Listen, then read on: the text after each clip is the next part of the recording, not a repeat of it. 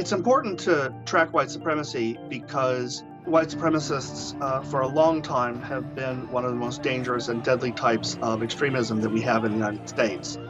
They're responsible for a lot of terrorist attacks and plots.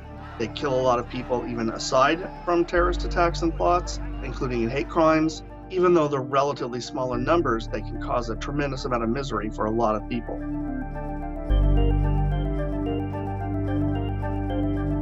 The most recent resurgence of white supremacy in the United States started in 2015 to 2016, and it was largely motivated by the rise of a new segment of the white supremacist movement, which is often called the alt-right.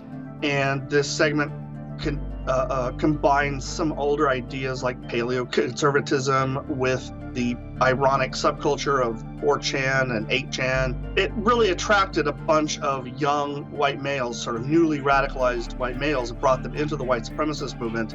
It was really significant, especially as these people started turning from online activities to real-world activities like forming groups, organizing and taking part in white supremacist events, most notoriously the Unite the Right rally in Charlottesville in 2017.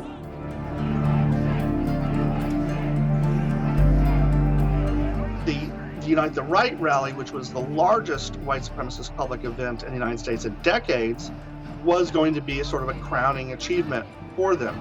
But of course, it turned out to be a huge debacle. The publicity surrounding the violence at the event, especially the killing of Heather Heyer, just created a firestorm of negative publicity for them. Attendees who were at the event were frequently identified, at which point they might lose their jobs, get kicked out of their university, get kicked out of their house, their girlfriend leaves them. All of these consequences happened to various people, and there became to be much less of a focus on holding major public events to draw attention, which had been a staple of the white supremacist movement for decades, and more like organizing flash demonstrations. And so we have seen in recent years far fewer white supremacist events each year than we had seen in previous years.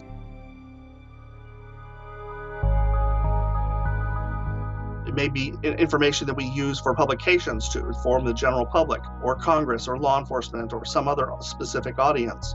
However, we can use this information to battle the hate and extremism, to, if not end it, at least minimize its harm and protect people.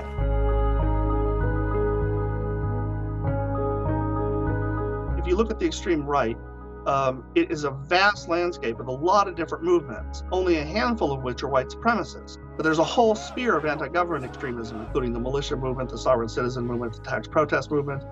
There are single-issue far-right movements, anti-immigration movement, anti-abortion movement, anti-Muslim extremism, anti-public lands extremism in the West, opposition to federal control of public lands, major conspiracy movements like QAnon. Most far-right movements have at least a little degree of overlap with each other. They are distinct, and their membership is often largely distinct as well. And so often in the public mind, there's an equation of right-wing extremism with white supremacy. But the fact is, white supremacy is just one part, a significant part, but just one part of a broader far right. Unfortunately, since the Unite the Right rally, we have seen a number of alt-right style white supremacists engage in murderous rampages, not just killing one person, but often engaging in major shooting sprees, as we've seen in Pittsburgh, in El Paso, in Buffalo, and elsewhere. This small number of lone wolf white supremacists just causing tremendous grief and anguish for entire communities. The unfortunate fact is it doesn't take a lot of extremists to cause problems far disproportionate to their numbers. And so there's no minimum safe number of hardcore white supremacists that we can have, because even one can go out and commit an atrocity.